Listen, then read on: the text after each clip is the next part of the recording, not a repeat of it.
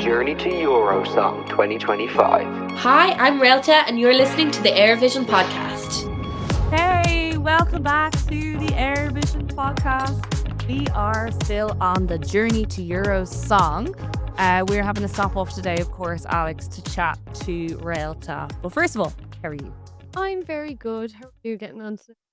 I'm good. I'm in that Eurosong buzz. We're all very excited. We're getting the green out. We're getting ready to see Studio 4. I can't believe it's here again. I can't believe it. It goes so quick. But this week is so exciting. It's one of the best weeks of the year, I think. It can go so many different ways, you know?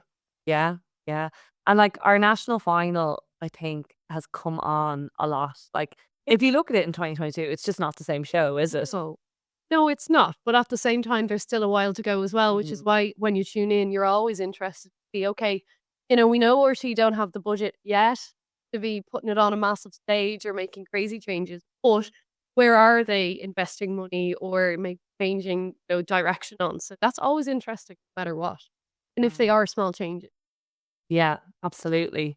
And I just keep wondering what the audience prize is going to be. So peanut butter, bar bag, where to next? Might have some leftover flip-flops. Anyway, Reylta. Moving on. Reylta.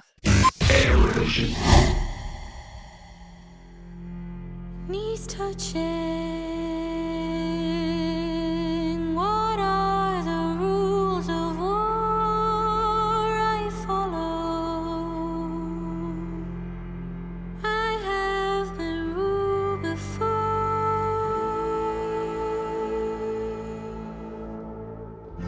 Heartbreaking. Just thinking it might not be me. Mistaken, always divinity. Steady as she goes, handle it with care, wade the water. Conscious and confused, push and pull, don't water. Overstep, overthink, overlook, over me, under breath, under sea, stoke the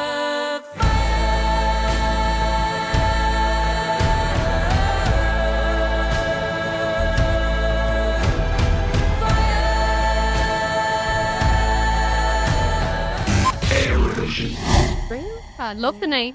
I mean, we're both Gaelgors, so Yeah. it kind of harkens back to our heart.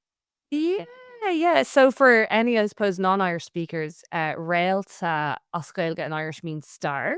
So, we're going to find out about her star power and how that came to be. Definitely some Celtic influences here with Reylta and her song Fire. Yeah. Mhm. Shall we have a listen to the interview and then? Yes, absolutely. Well, without further ado, let's see how we got on in our chat with Reylta. Okay, everyone, we're racing along on this journey to Eurosong. And our next stop on that journey is the one, the only fabulous Reylta. Welcome to the podcast. Hello to all my Eurovision fans. Welcome. How are you doing? Tell us all. What's going on in your head? You've made it to Eurosong. Yeah, I know. Crazy. That was a whole experience in itself, like getting told, because we wrote the song and I was like, okay, I wanted to make some money. I was like, let's make some money. Wanted to do like TV shows or advertisements or something like that. And then the Eurovision came up and I was like, we can cut this down to 3 minutes and at least the right people will be listening to it. And now we're here. So does that mean you wrote this song just to be your song? It wasn't written for Eurosong? Is that correct? Yeah, and then now that you put it with the Eurosong title, like everyone's like, oh yeah, it's great for Eurovision, but it wasn't written that way. It was just written so I could scream. Do you know what I mean? I just love it. Well, that's what we like to hear, because sometimes people do like Eurovision by numbers and it rarely works. So authenticity is really important and special. So that's really great for us to hear. Absolutely. Yeah. It was nuts. I got that so my granny died over Christmas and I got that Sorry to hear that. the day before the funeral, and I was up here in Dublin and I had to go back down. And I rang my mom, of course. It was my mom's mom. And I was like, here, I've got the Eurosong. And then I came back down to the house night before the funeral, night before she's getting buried, and I meet my mom at the door, and she's like, "Can I tell everyone? Can I tell everyone?" And I was like, "Oh my god!" So I don't know how it hasn't leaked yet, because 40 people at the house found out pretty They fast. knew. Yeah. But it was like That's iconic. ups and downs of just the next day was the funeral. Do you know what I mean? It's just Wow. it was like this all Christmas. I've done bipolar light. Not for me. Not for me. If the universe is listening, I don't want bipolar. Thanks so much. Okay. We're going to come back to your song in a minute, if that's okay. But just before we chat about Fire, for anyone who isn't familiar with you listening or watching Reylta, tell us a bit about yourself, your background, your musical style, how you've gotten here, basically. Pure blackguarding is probably the main way I got here. I always wanted to do singing. Like, I've been singing since 6 months old or something like that. You really could not get me to shut up. And then I was looking for things on my leaving cert, like what could I do? And I was even looking at becoming a pilot, because I was like, okay, they get a lot of time off. I can still work on my music.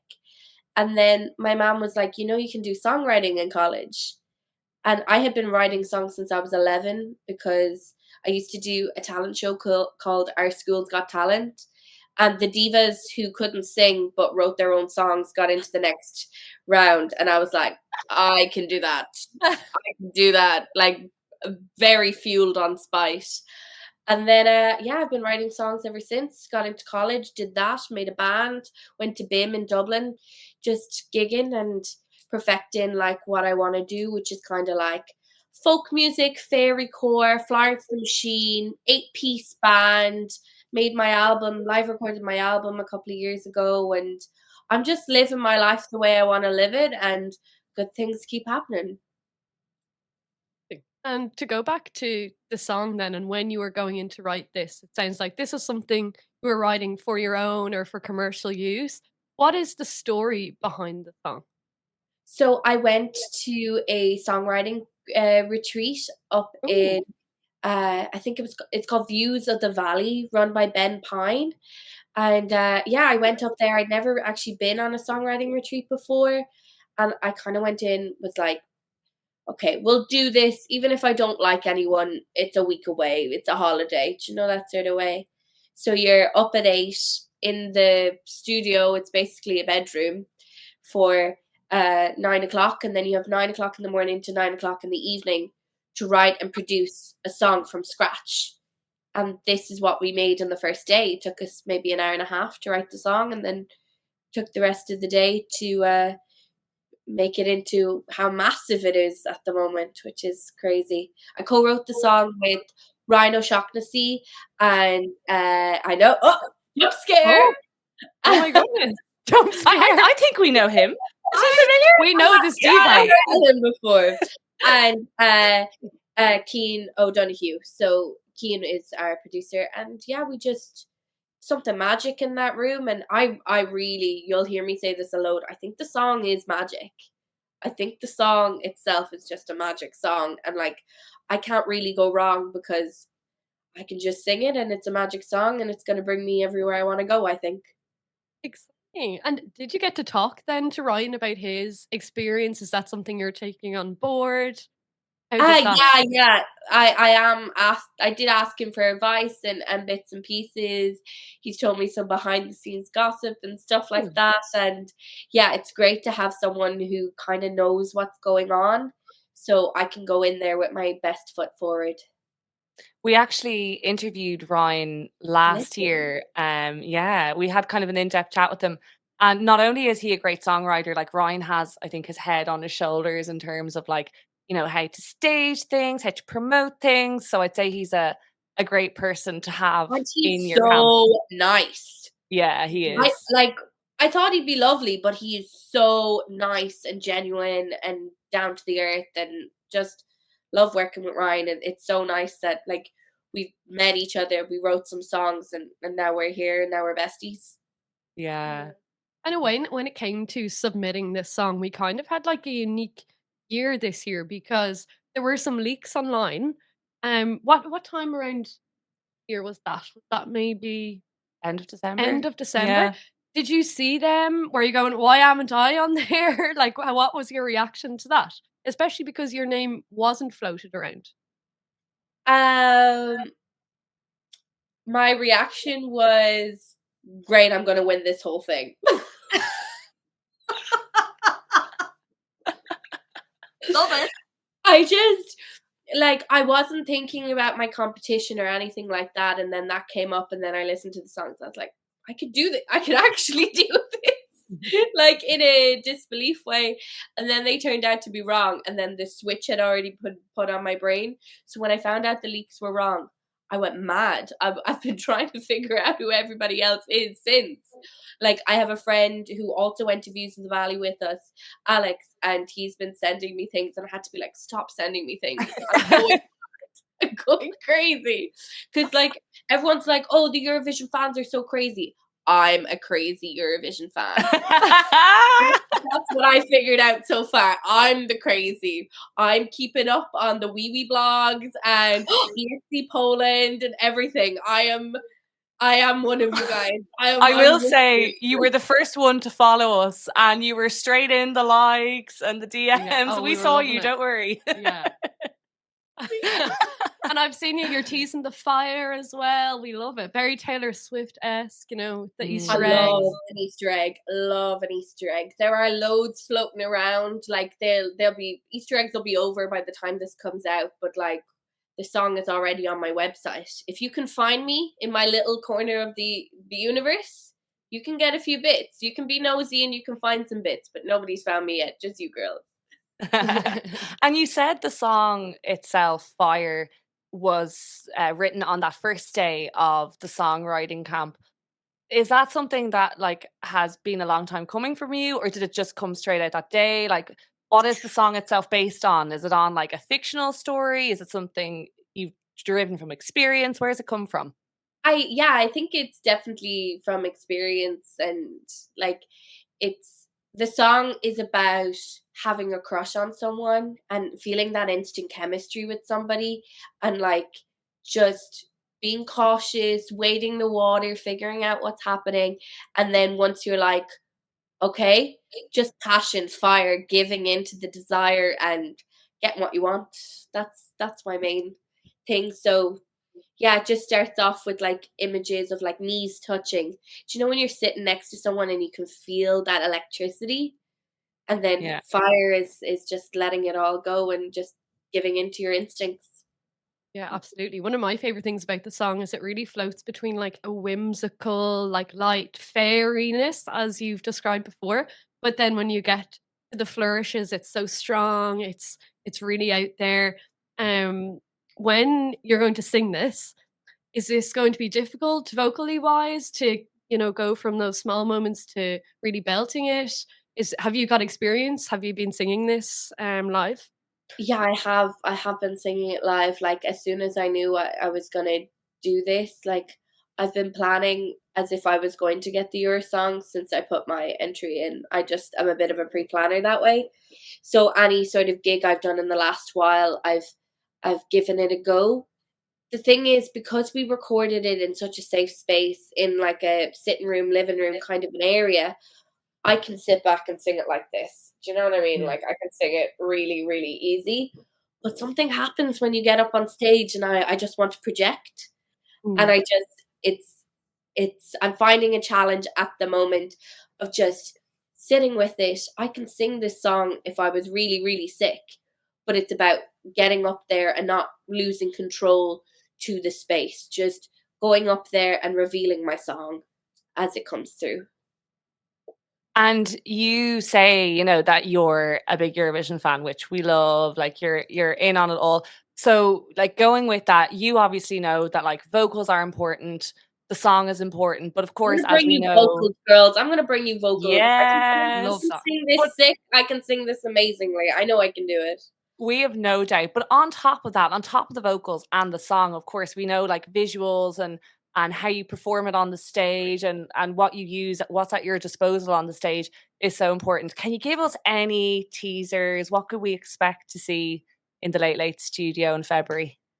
Basically, I'm seeing this as an opportunity to make a 3-minute mini musical for myself. So there is going to be staging, there is going to be props, it is going to be a visual thing. There's going to be lots of things to sink your teeth into. I'm still just going to perform the way I'm performing. But have you ever seen Dancing at Lunasa? Yes. That kind of vibe. That kind of just beautiful Irishness, greenery. We're leaning into the Celticness of it all, I presume. Again, there are Easter eggs on my Instagram if you want to know more about what is going to be on stage. Okay, we did see a headpiece appearing. Yeah. Yeah, that's just for the photo. That's just for the photo. Have you seen the photo? Can I send you the photo? We can review it because I look smoking hot. Oh, we need to see it. Unbelievable. Guys, my God. And you did say you're a big Eurovision fan, obviously. Can you take us through some of your, favorite Eurovision songs and their stagings as well? I like if we're name dropping Conchita Wurst. Oh my God. That's when I was like, yeah, this is for me. This is what I want. Big, beautiful, rise like a phoenix. And then Alexander from Fairy Tale was my first crush. Oh my God. Universal experience, I so fear. relatable. Yeah. Especially for the If girls. you're a Eurovision fan, some people would not know what we're talking about. Yeah. And then I just love anything where there's a load of women screaming their hearts out. So My Sister's Crown from this one. That's my favorite one from that year. You taste. Love this for you. And I remember there was like a girl band, and they were all in like 70s outfits, and they had like the big bell bottom jeans. I love that. I love women. Yeah. So true. So true. So true. This has worked out well, this interview, clearly. Hiya, Conor. Hi, Conor. Conor's currently in the corner. I love the gays too.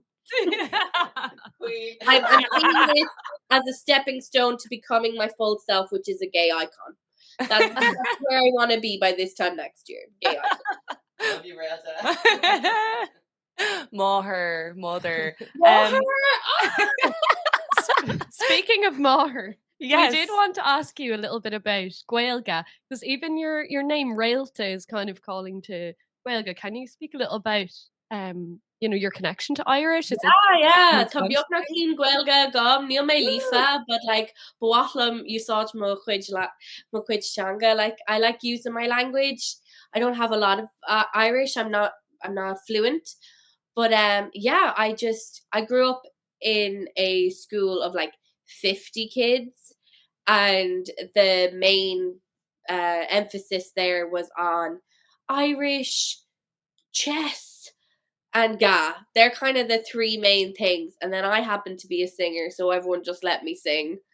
And then I went to the Reylta when I was growing up, and I really, really loved that. And I want to use the language. I just want to get involved. And then Reylta itself is an anglicized version of the Irish word for star.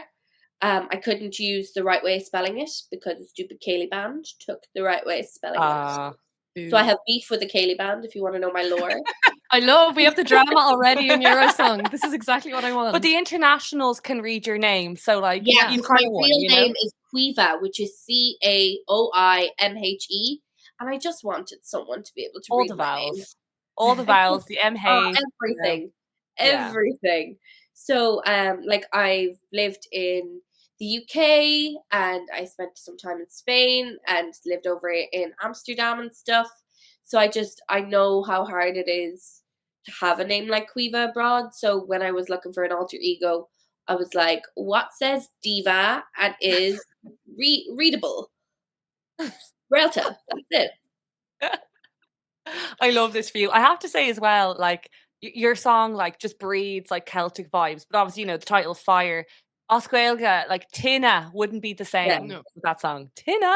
But if you think about it, like like Baltana, which is May, but it's also the pagan fire festival. Just means Mm. mouth of the fire. Like Mm. fire is so in like it's such a part of Irish culture, pagan Mhm. traditions, like even the bridge between the north of Ireland and Ireland itself. Fire is everywhere, and it's a big thing in Ireland. Like we would have bonfires all the time. I'm actually going to do a bonfire for the music video at home, and we're going to have drinks and stuff afterwards. So I Deadly. like fire is everywhere, and we'll try and translate it. Like let's see if we can and see how we do from there. But maybe we go with Baltana, but maybe we go with mouth of the fire rather than just fire. So Beautiful. there's a music video in the works, is what I'm hearing. Will we get that before Eurosong, or is that No, we something? won't get it before the Eurosong. I'm a busy girl. I got books She's to booked and do. busy. I'm booked and busy. Where am I gonna have the time to put up a bonfire between now and the 7th? I love it. And one thing as well about Eurosong and Eurovision is like they're both really great stages, but they're completely different. Eurosong, we have been in the studio. Three of us were there last year, and poor Conor nearly got kicked in the face because it's so small. By a dancer, God bless. And scaling up can be tricky because obviously the Eurovision stage is massive. This is one of the biggest stages. But Eurosong, it is tight. There's only so much space you have. How do you think you'll attempt that? Is your current idea something that can be scaled up? I That you can think bring bigger? my idea going into this was out here, and I've had Mhm. to bring it down to the late. Like Yeah. if I get to Switzerland, my dress is going to be on fire. There's going to be a fire on the stage. There's going to be know. pyrotechnics everywhere. Like there are going to be, it's going to be huge, and that's the idea that I had. Is this huge idea because I've been looking up the stage in Switzerland, gorgeous by the way, absolutely huge, and envisioning myself on that stage covered in fire. For the late, I don't want no, there won't be any fires, guys. Please, The pyromaniacs don't come anymore. I'm a fire sign. I love fire. I'm a fire sign too. What are you? Sun, moon, Aries. rising. Oh, I'm an Aries. Me too. Can you believe this? This makes so much sense. The Now. 26th of March. I feel I'm the 12th of April. You're the And 19th. 19th. We just need like a cauldron or something here. Oh my God, love. Mm. Which, speaking of witches and cauldrons, what was your take on Bambi Thug? Did you enjoy their performance? Will you be taking anything from them going forward? Yeah, like to get myself to the late, I definitely leaned hard on what Bambi Thug was able to do and stuff like that. And I'm trying to toe the line between me being a fairy and her being a fairy, and trying to make sure I do my own thing. But no, thank God there was a fairy in it the last couple of years. I'm not having people beatboxing and dancing in the background. Like that's not my vibe at all. I just want to do just big and beautiful and bring you to a forest. Bambi was amazing, and like I'm glad she has kind of paved the way and at least given us some hope. Like I think she restored some hope for a couple of years there. It was like, do we even want to win? Yeah. And not that you haven't done it already, Relta, but this is kind of, your time, your moment to speak to the fans, people who are going to be voting in Eurosong. Why should you, Relta, represent Ireland in the Eurovision Song Contest? I'm gorgeous. I'm stunning. I'm modest. Humble. I'm humble. If you're a Eurovision fan and you're voting, I'm a Eurovision fan. Come join me. I promise I will have the best time and do the best show. And the song is magic. The song is magic. If you've listened to the song, like it makes you feel something. And lyrics are really important to me, and there are good lyrics in there, I promise. Amazing. And where can we all find you? Tell us about your socials. What corner of the internet are you in? Facebook, TikTok, Instagram, YouTube Shorts, wherever you want me, and it's all at Reylta, or EYLTA. Love I it. love the Love consistency. it. That's what we want. Love it. Well, we're going to let you go shortly. Thank you so much for your time. We can't wait to see you in Eurosong at the start of February. Have you any last words to the Eurovision listeners before you go? Can't wait to meet you all. Let's all be friends. Amazing. Thank you so Gurmíle much. magadh. Gurmíle slán. Slán. So there we have it. Really fantastic chat with Relta. Lou, what did you think of the song? The song is very breathtaking, you know. It's incorporating that big element of fire, of course. I think like this is going to really come alive in the live studio. I think when we get a bit of a visual and a bit of an aesthetic to go with it, it's really going to breathe some life into this song. I mean, we know Reylta can sing, so the vocal is probably going to be very, very powerful. I just hope it's not setting off fire alarms left, right, and center in Studio 4 because Kilty will be running for his life, and it'll be Well, it'll be an interesting fire one. exit. That's less song. Get that fire exit door, I'm off. Great reference. Gemma Collins. And what do you think, Alex, of the song? Yeah, I really, really like the song. I love how it builds from like a really airy, fairy, delicate space and then grows into something really, really strong. I also feel like it could have like a strong narrative as a song. You could tell a lot of stories through it.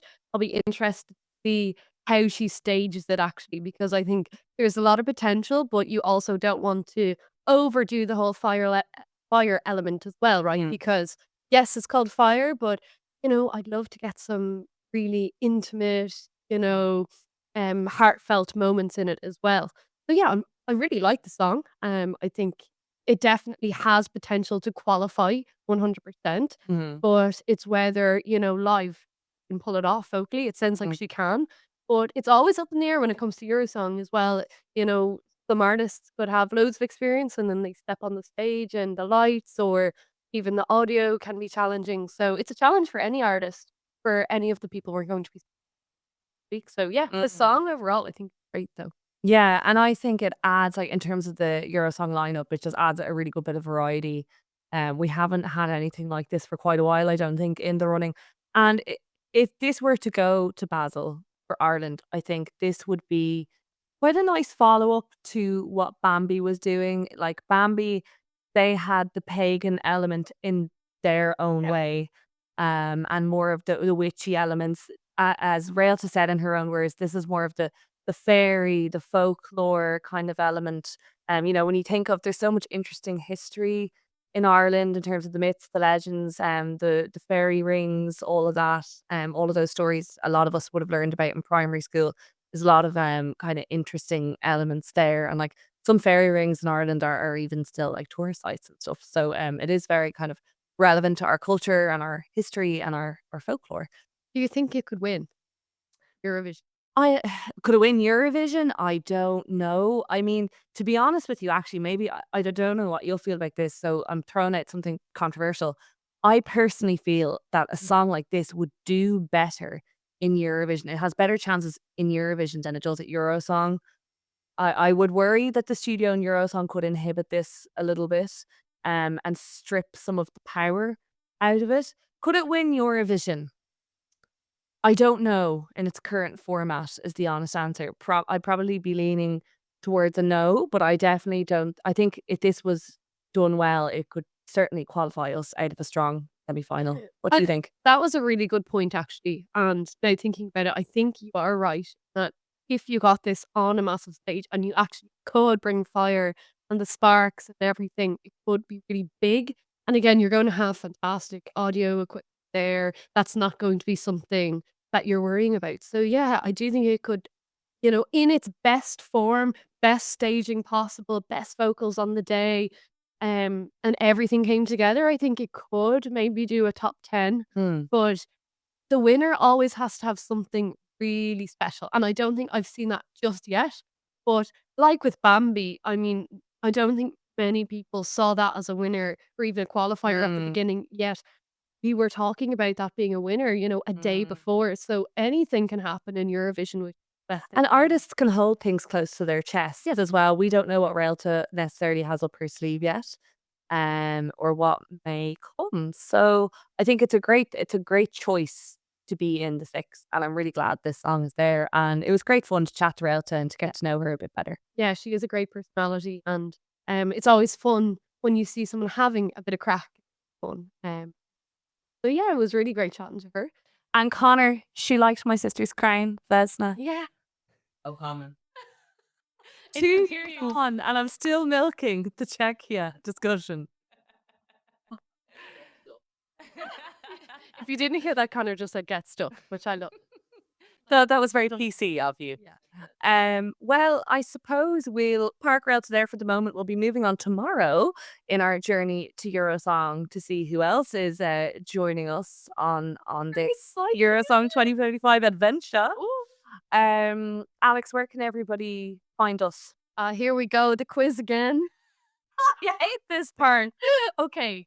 Eurovision Podcast on Instagram TikTok, and TikTok YouTube, and YouTube. where you're probably watching this, hopefully. We're on Blue Sky as well. Mm-hmm.